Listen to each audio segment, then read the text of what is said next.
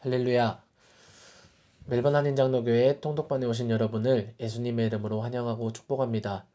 오늘은 제 8번째 강의인 여호수아에 대해서 알아보겠습니다. 먼저 여호수아의 이름부터 한번 살펴보겠습니다. 여호수아라는 책의 제목은 먼저 히브리어 성경을 살펴보면 세페르 예호슈아라는 제목을 가지고 있는데요. 이 제목은 여호와께서 구원하신다라는 의미를 가지고 있습니다. 그리고 이 히브리 성경을 헬라어 성경으로 번역한 70인역은 예수스 토 나우에라는 제목을 가지고 있고요. 이 제목은요, 눈의 아들 여호수아라는 이름의 뜻이 있습니다. 그리고 이것을 영어 성경이 조슈아라고 번역을 하였고요. 그리고 한글 성경은 여호수아라고 번역을 하였습니다. 원래 여호수아는 에브라임 지파에 속하는 눈의 아들인데 그는 처음에 호세아라는 이름으로 불렸습니다. 그 뜻은 구원자 혹은 구원이라는 뜻을 가지고 있습니다. 그런데 민수기 13장 16절에 모세가 여호와와 그리고 여호수아의 원래 이름인 호세아라는 이름을 합쳐서 여호수아라고 부르게 됩니다. 그래서 이 여호수아의 뜻은 여호와께서 구원하신다 혹은 여호와의 구원이라는 의미를 가지고 있습니다. 이 책의 저자는요, 여호수아인데요.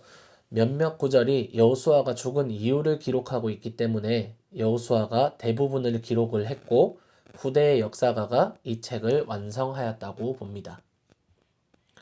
이 책의 기록 목적은 먼저 이 책이 첫 장부터 마지막 장에 이르기까지 하나님의 족장들에게 언약한 약속의 성취를 담고 있습니다. 그래서 모세오경이 하나님의 약속이 담겨 있다면 이 여호수아 책은 하나님 약속의 성취를 담고 있는 것입니다. 그리고 그 언약의 성취의 가장 핵심적인 부분은 바로 가나안 땅을 소유하는 것입니다. 그 언약의 성취가 바로 가나안 땅을 소유하는 것이기 때문입니다. 하나님의 백성이 가나안 땅을 정복하는 것이 신약 시대의 교회가 확장되어가는 모습과 또한 비슷하게 나타납니다. 그래서 가나안 정복을 영적인 전쟁으로 생각해서 사도행전과 여호수아를 대비시키기도 합니다. 그리고 가장 중요한 목적은요, 바로 이스라엘 백성들과 다음 세대들이 하나님만 섬기라는 가르침이 담겨 있습니다.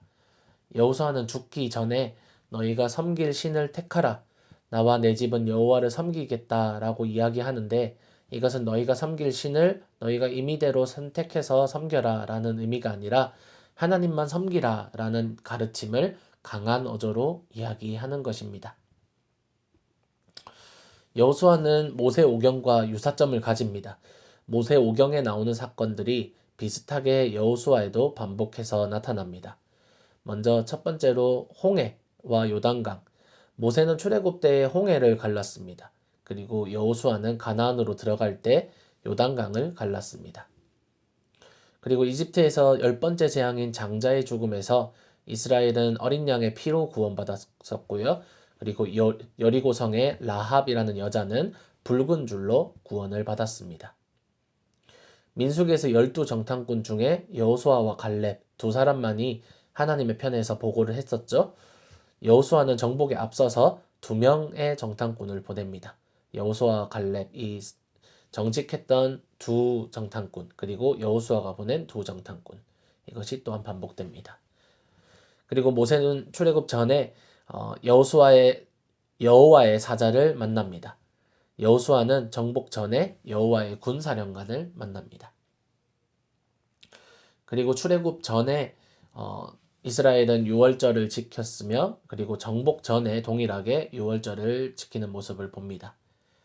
그리고 광야에서 백성들이 불순종했을 때 모세는 중보 기도를 하였고요. 그리고 아이성 패배 후에 여호수아는 백성들을 위해서 중보 기도를 하였습니다. 이러한 사건들이 반복되는 모습들을 우리가 발견할 수 있습니다. 이 책의 핵심 포인트는 이렇게 한번 정리해 봤습니다. 먼저 언약의 신실하신 하나님입니다. 족장들에게, 조상들에게 약속했던 것들을 여호수아 시대에 이루시는 그래서 언약의 약속에 신실하신 하나님의 모습을 우리가 발견할 수 있고요. 그리고 하나님께서 약속하셨던 그 젖과 꿀이 흐르는 가나안 땅의 모습을 우리가 발견할 수 있고, 그리고 이 가나안을 정복하는 것이 인간의 전쟁 혹은 국가와 국가 간의 전쟁이 아니라 거룩한 하나님의 전쟁이다라고 표현할 수 있을 것 같습니다. 그리고 이 전쟁에서 승리하는 비결은 바로 순종임을 우리가 알 수 있습니다. 그리고 히브리서 4장에서 4장 8절에서 11절을 보면 안식에 대한 설명에서 여호수아가 이 가나안 정복 이후에 이스라엘 백성에게 안식을 주었다. 그리고 우리는 예수님을 믿는 믿음으로 우리는 안식을 받았다라고 설명을 합니다. 그래서 예수님과 여호수아를 비교를 하는데요. 이 안식에 대한 이미지가 또한 핵심 포인트로 들어갈 수 있을 것 같습니다. 그리고 전쟁에 있어서 하나님께서 이스라엘 백성들을 인도하시고 또한 섭리하시는 모습들을 우리가 또한 볼 수 있습니다. 여기에서 이제 거룩한 전쟁에 대해서 조금 더 설명을 드리자면 하나님의 언약의 성취는요, 가나안 땅이었습니다. 그리고 이 가나안 땅을 차지하는 것만이 또한 언약 성취의 목적이 아니라 또한 이 거룩한 전쟁의 목적은요, 가나안 민족을 심판하는 것이 또한 거룩한 전쟁의 목적이었다라는 겁니다. 왜냐하면 레위기 18장을 보시면 가나안 민족이 얼마나 타락했는지를 우리가 확인할 수 있으며, 또한 신명기 12장 29절에서 32절에 보면 이 가나안 민족들이 사람, 특별히 자신들의 자녀들을 제물로 바치는 인신제사가 성행하고 있었음을 우리가 확인할 수 있습니다. 그래서 이렇게 도덕적으로 윤리적으로 얼마나 가나안 민족들이 타락을 했는지 우리가 확인할 수 있으며, 이 죄인들에 대한 하나님의 심판이 기록되어 있기 때문에 이 전쟁을 거룩한 전쟁이라고 할 수 있을 것 같습니다. 그리고 좀 전에 우리가 승리의 비결은 순종이라고 하였습니다. 하지만 세상의 전쟁에서 승리의 비결은요, 좋은 무기를 가지고 있거나 전략을 가지고 있거나 혹은 뛰어난 리더십을 가지고 있거나 혹은 많은 병력을 가지고 있거나 넉넉한 물자를 가지고 있다면 전쟁에서 승리할 수 있을 것 같습니다. 하지만 여호수아에서 나오는 승리의 비결, 비단 여호수아뿐만 아니라 성경에서 말하고 있는 승리의 비결이란 바로 우리의 순종을 나타냅니다. 하나님께서는 여호수아에게 이렇게 말씀하십니다. 이 율법책의 말씀을 늘 읽고 밤낮으로 그것을 공부하여 이 율법책에 쓰여진 대로 모든 것을 성심껏 실천하여라. 그리하면 내가 가는 길이 순조로울 것이며 내가 성공할 것이다 라고 이야기하시는 것입니다. 또한 하나님의 섭리에 대해서 한번 말씀을 해보자면 여호수아와 이스라엘 백성들이 이 가나안 모든 지역을 성을 하나씩 하나씩 격파하며 점령해 나갔다면 그 시간이 너무나도 오래 걸리고 그 전쟁은 너무나도 힘이 들었을 것입니다. 그런데 먼저 이제 요단강을 건너고 나서 제일 처음 만난 성이 여리고성입니다. 그 여리고성 사건을 여러분이 아시다시피 여리고성을 점령할 수 있었던 것은 이스라엘이 어떠한 전략을 가지고 어떤 전쟁을 했기 때문에 이긴 것이 아니라 이것은 정말 처음부터 끝까지 하나님께서 이루신 기적이라고 할 수 있을 것 같습니다. 그래서 이 여리고성이 위치한 지역이 가나안의 중부 지역입니다. 여리고성은 좀 이따가 지도에서 살펴볼 것이지만 사해의 바로 북쪽에 위치하고 있습니다. 그래서 이스라엘의 중부 지역에 해당이 되는데, 이 중부 지역을 이렇게 관통해서 이스라엘이 요단강을 건너서 들어가게 됩니다. 그리고 여리고성을 격파했다라는 소식을 들은 기브온 민족이 거짓으로 항복을 하게 되죠. 멀리서 온 것처럼 자신들의 의복을 막 해지게 만들고 좀 자기들이 들고 온 음식이 상하게 만들어서 여호수아의 눈을 속입니다. 그래서 여호수아는 이 사람들이 아주 멀리에서 온 사람들인 줄 알고 화친을 맺지만 사실은 여리고에서 그렇게 멀지 않은 곳에 위치한 기브온 민족이었습니다. 이 기브온 민족이 항복을 한 것이 또한 하나님의 섭리로 작용을 합니다. 왜냐하면 이 기브온 민족이 아주 약한 민족이 아니라 아주 강한 민족 중에 하나였다고 여호수아서에서 기록하고 있습니다. 이 기브온 민족이 항복을 한 소식을 들은 남부 지역에 있는 아모리 연합군 이 5왕이 연합을 하여서 이제 기브온을 치러 올라갑니다.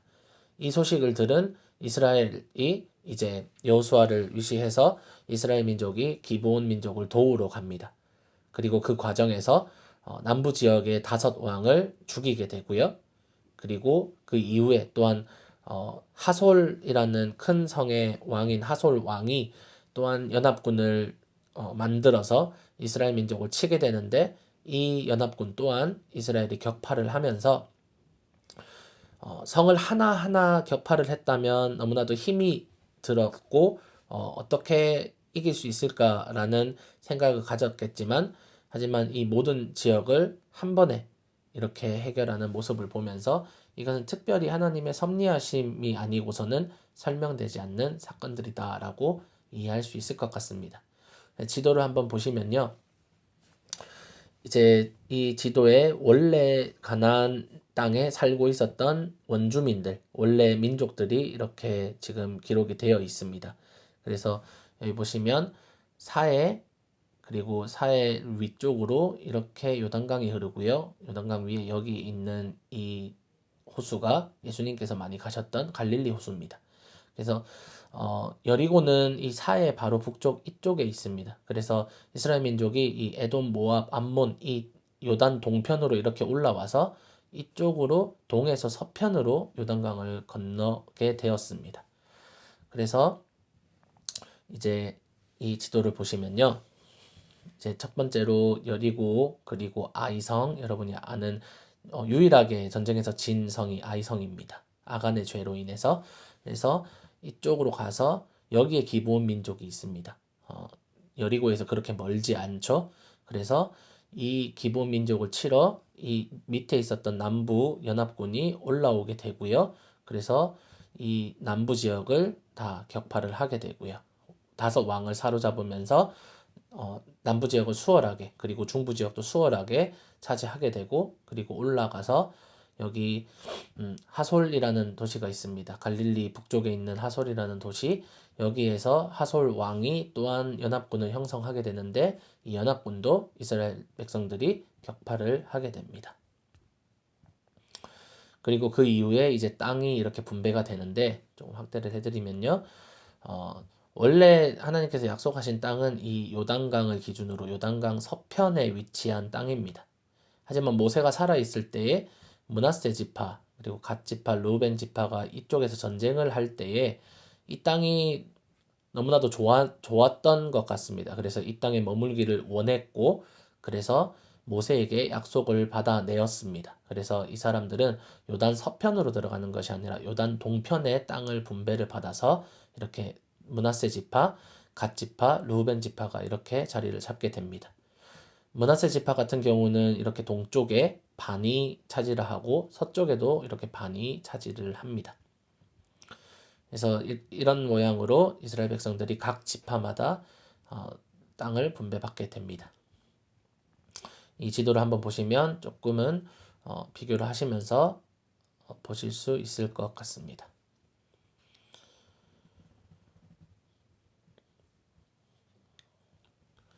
여호수아에서도 그리스도의 모습을 우리가 찾아볼 수 있습니다. 먼저는 구원자 혹은 정복자 여호수아의 모습을 통해서 우리가 예수님의 모습을 발견합니다. 여호수아의 이름의 뜻은 아까도 설명드렸다시피 여호와의 구원입니다. 이 이름은 여호수아라는 이름이 헬라어로 이에수스라고 번역이 되면서 예수 그리스도가 원래 헬라어 음력으로는 이에수스라고 발음을 합니다. 그래서 예수 그리스도의 이름이 여호수아입니다. 그래서 여호수아는 그 존재가 예수 그리스도를 예표한다고 할 수 있습니다. 또한 두 번째로 라합의 붉은 줄입니다.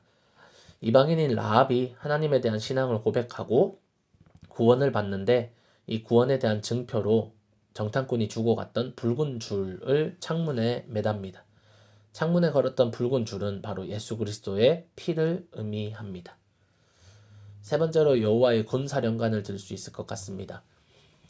가나안 정복을 앞둔 여호수아 앞에 나타난 군사령관은 바로 예수 그리스도께서 나타나심을 우리가 발견합니다. 구약 성경에 예수 그리스도께서 천사의 모습으로 혹은 군대 장관, 군사령관 이러한 모습으로 종종 나타나시는데 이 사건이 바로 그러한 사건입니다.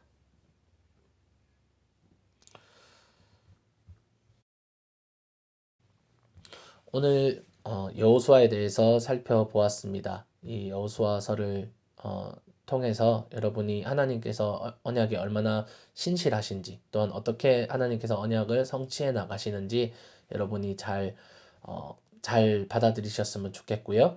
그래서 여호수아서를 읽으시면 또한 하나님에 대한 사랑과 믿음이 더욱더 깊어지시는 여러분 되시기를 바랍니다. 통독에 계속해서 힘써 주시고요.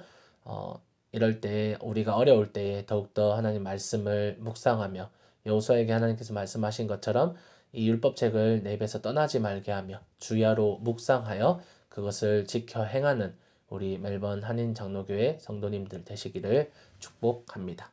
감사합니다.